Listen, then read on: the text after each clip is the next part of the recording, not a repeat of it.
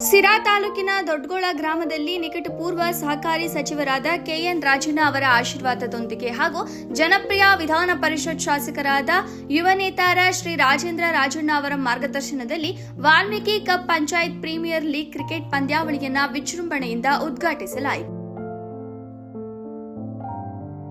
ನಿಕಟಪೂರ್ವ ಸ್ಥಾಯಿ ಸಮಿತಿಯ ಅಧ್ಯಕ್ಷರಾದ ಅಜಯ್ ಕುಮಾರ್ ಎಸ್ಎಸ್ ಅವರು ಕ್ರೀಡಾಕೂಟಕ್ಕೆ ಚಾಲನೆ ನೀಡಿ ಯುವ ಜನತೆಗೆ ಶುಭ ಹಾರೈಸಿದರು.